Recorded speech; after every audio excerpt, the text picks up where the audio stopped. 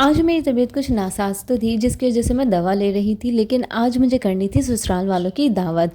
तो मैंने एक दिन पहले से तैयारी शुरू कर दी थी। तैयारियों में मैंने कुछ इस तरह से प्लान किया था कि मुझे बनाना था पाए और बिरयानी। और यहाँ मैं दूध से बलाई हटा के एक जगह जमा कर रही हूँ, जिसका मैं निकालती हूँ घी। तो इस बार जब भी निकाला आप लोगों के साथ ज़रूर शेयर करूँगी। और जब भी घरों में दावत होती है तो सिर्फ खाना बनाने का नाम ही दावत नहीं होता, बल्कि दावत के लिए पूरे तरीके से तैयारी करनी पड़ती है, जिसमें घर को भी देखना पड़ता है, बच्चों को भी देखना पड़ता है और साथ साथ सेल्फ केयर भी करनी पड़ती है। तो ये सब कुछ एक दिन में तो होने वाला नहीं था, तो मैंने एक दिन पहले तैयारी शुरू कर दी। वैसे जब भी कोई दावत आती है या जब भी कोई इवेंट आता है तो मुझे याद आता है कि मुझे तो अभी नया सूट लेना है, तो मैं तो फटाफट से मार्केट जाती हूँ और फिर नया सूट लेकर आती हूँ। बहरहाल एक दिन पहले की तैयारी में कुछ इस तरह की प्लानिंग्स थी कि मुझे बनाने थे पाए, जिसको मैं हाफ डन करके रख दी। बस मैंने तो बिस्मिल्लाह पढ़ी और काम स्टार्ट कर दिया। सबसे पहले मैंने चढ़ाए पाए और उनको किया हाफ डन, और उसके साथ ही मैंने स्टार्ट की सेल्फ केयर। सेल्फ केयर में सबसे पहले मेरे आ गया था हैंड स्वैग्स। इसी तरह मेरी कुछ सेल्फ केयर्स थी जिसको मुझे 1 से 2 दिन पहले कंप्लीट करना था, लेकिन चूंकि बच्चों के साथ तो ये सारे काम हो ही नहीं सकते। तो बहरहाल ये आ गया था हमारा दावत वाला दिन। तो सबसे पहले तो मैंने बिरयानी के लिए गोश्त निकाला जो कि फ्रोजन हुआ था, तो उसको मेल्ट होने में एटलीस्ट लगना था 1 से 1.5 घंटा।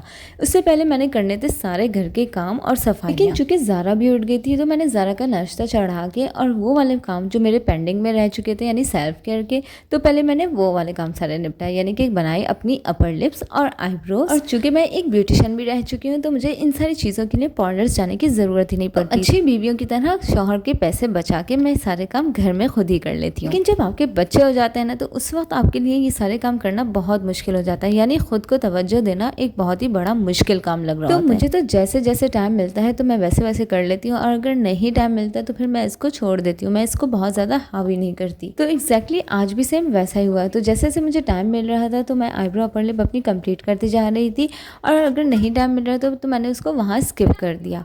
तो बस इसी तरह मुझे पहले दोपहर के खाने की तैयारी करनी पड़ी, क्योंकि ज़ारा मेरे साथ होती है तो पहले मुझे खाना रेडी करना होता है। तो बस मैंने यहाँ सबसे पहले रोटी बनाई और खाना रेडी कर लिया ताकि हम दोपहर में सुकून से खाना खा सकें, और साथ ही मैंने ज़ारा को नाश्ता भी करवा दिया। उसके बाद जब मेरे हस्बैंड जा चुके थे तो मेरा सबसे पहला स्टेप ये था कि मैं घर की सफाई करूँगी।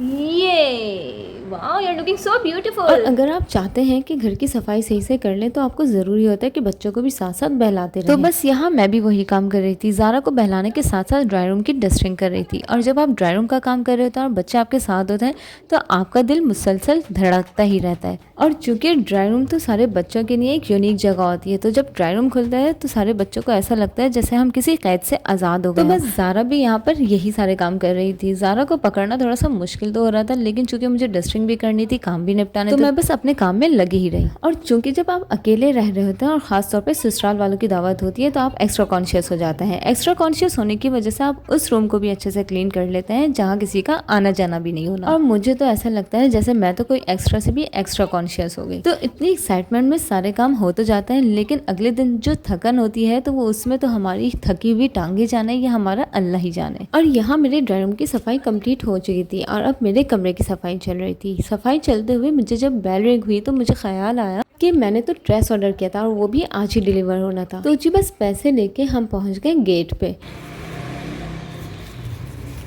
3450 सही लीजिए। और जब भी हम कोई ऑर्डर करते हैं या कोई हमारा गिफ्ट आता है जो पैक्ड होता है तो हमारी क्यूरियोसिटी कितनी ज़्यादा होती है ना। तो एग्जैक्टली सेम मेरी भी क्यूरियोसिटी उतनी ही थी, और मेरे साथ साथ ज़ारा की क्यूरियोसिटी मुझसे ज़्यादा थी। और ये मेरा आसिम जोफा ब्रांड का फर्स्ट एक्सपीरियंस था।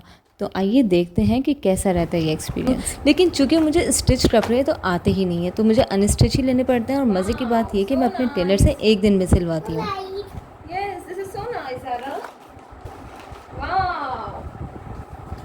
Exactly the same which I ordered. Wow, sleeves और ये है इसका दुपट्टा। Wow, so beautiful. Very good. Wow, same as it is.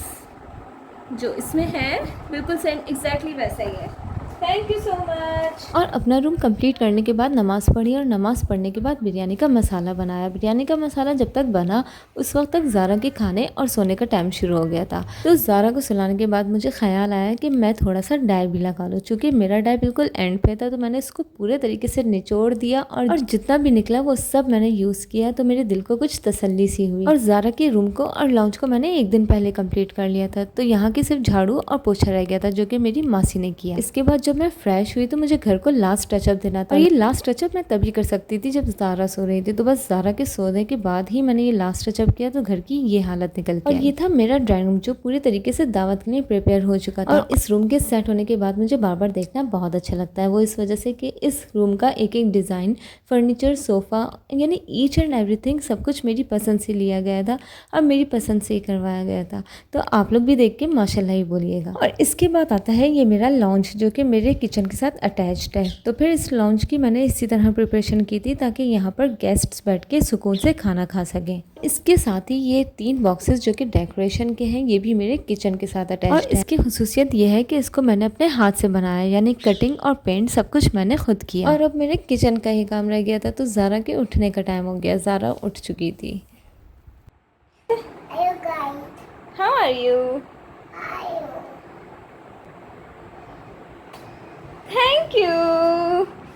I love तो बस you. मैंने ज़ारा को कार्टून लगा के दिया यानी कि न्यूज़। और ज़ारा के लिए न्यूज़ किसी कार्टून से कम नहीं होती। और साथ साथ मैंने किचन की सफाई शुरू की। और किचन की सफाई और किचन के काम ऐसे काम हैं जो गेस्ट्स के आने तक रहते हैं। और कुछ अच्छी मॉम्स की तरह मुझे भी क्लीनलीनेस का फोबिया कुछ ज़्यादा ही है। तो जब किसी के आने का होता है या किसी के आने का पता चलता है तो मेरी सफाइयाँ शुरू हो जाती हैं। और ये फोबिया समटाइम मेरे लिए हेडेक के बराबर होता है, लेकिन यही फोबिया अल्हम्दुलिल्लाह मुझे सेटिस्फाइड भी रखता है।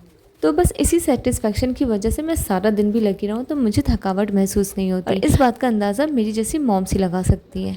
और यहाँ मैं अगरबत्ती जला रही हूँ क्योंकि मुझे अगरबत्ती की खुशबू बहुत पसंद है। तो जब भी किसी गेस्ट के आने का होता है तो मैं अगरबत्ती जला के पहले से लगा देती हूँ ताकि उसकी खुशबू पूरे घर में फैल जाए। और किचन का काम ख़त्म करने के बाद कपड़ों पे आयरन करना बाकी था और मैं चाहती थी हस्बैंड के आने से पहले ये काम भी ख़त्म कर लूँ। लेकिन जैसे ही मैंने आयरन लगाई तो मेरे हस्बैंड आ चुके थे। तो मैंने जल्दी से चाय का पानी रखा और साथ साथ आयरन भी करती रही। फिर चूँकि नमाज का टाइम भी होना था और फिर चाय भी साथ पीनी थी तो फिर हमने चाय पी और नमाज़ पढ़ी। और बस इसके बाद मेरा आखिरी काम बिरयानी में तह लगाना था। चूँकि बाद के कामों के लिए मैंने मासी को बुलाया था तो मासी ने मुझे दे दिया धोखा। तो सारे बर्तन जल्दी जल्दी से मुझे ही निकालने पड़े। जब तक के चावल हो रहे थे तब तक मैंने बर्तनों को धो के अरेंज कर दिया। मैंने यहाँ बर्तन धोए तो मुझे याद आया कि मुझे तो सैलेड भी काटना था जिसके लिए मैं मासी का इंतज़ार कर रही थी। तो लीजिए जनाब, मुझे सैलेड भी साथ ही काटना पड़ा। बस सैलेड काटते ही मेरे चावल भी हो चुके थे तो फिर मैंने जल्दी से बिरयानी की तह लगाई। और मैं बिरयानी की तह लगा रही थी और साथ साथ दुआ मांग रही थी कि अल्लाह करे जल्दी से मेरी मासी आ जाए क्योंकि मेरा काम ही बहुत ज़्यादा था और मुझे तैयार भी होना था। तो मुझे एक टेंशन सी लगी हुई थी कि मैं किस तरह से सब कुछ मैनेज करूँगी। और बिरयानी में तह लगाते ही पहले मैंने ज़ारा को रेडी किया और उसके बाद मैं जल्दी से खुद भी रेडी हुई। और मेरा रेडी होना ही था, मेरे गेस्ट्स आ गए। और शुक्र है कि गेस्ट के साथ साथ मेरी काम वाली भी आ गई थी। वैसे तो सारे ही काम हो जाते हैं लेकिन जब आप अकेले रहते होते हैं तो फिर टेंशन इस बात की होती है कि गेस्ट आने के बाद आप उनके पास बैठेंगे या काम करेंगे। और अगर आप गेस्ट के पास ही बैठे रहें तो फिर सारे काम रह जाते हैं। तो फिर उनके जाने के बाद आपने सिर्फ काम ही काम करने होते हैं। और किचन समेटे बगैर सोना मेरी आदत ही नहीं है। तो बस गेस्ट के आते ही सबसे पहले मैंने खाना लगाया। वो इस वजह से कि पाकिस्तान में गैस के इश्यूज इतने ज़्यादा हैं कि 10 बजते ही गैस चली जाती है। और इतने सारे कामों में एक गलती तो होनी थी, वो ये गलती हुई कि पाए के ऊपर मैं गार्निश करना तो भूल ही गई। और चूंकि मैंने मीठा तो बनाया ही नहीं था तो उसकी जगह हमने आइसक्रीम और कोल्ड ड्रिंक रख ली थी। ये शिजाब है। शिजाब भी टक नहीं कर रहे। तंग मत करना। बताओ ज़ारा क्या कह रही हैं आप? ज़ारा क्या कह रही हैं? ज़ारा फिर से बोलो। फिर से बोलो ज़ारा। बोलो शिजाब को तंग मत करा करें। बोलो नहीं ये तो और सबके जाने के बाद किचन से फारिग होकर जब टाइम देखा तो रात का 1:30 बज रहा था। टांगे थकन से दर्द कर रही थी लेकिन अल्लाह का शुक्र ये कि आज का दिन साथ खैरियत से गुजर गया था और सब कुछ भी बहुत अच्छा रहा था। तो अगर आपको भी मेरी दावत पसंद आई, मेरी अरेंजमेंट्स, मेरी मैनेजमेंट्स पसंद आई तो मेरी वीडियो को लाइक, चैनल को सब्सक्राइब और कमेंट बॉक्स में अपनी राय का इजहार ज़रूर कीजिएगा। मिलते हैं नेक्स्ट व्लॉग में। अपना ख्याल रखिएगा। अल्लाह हाफिज़।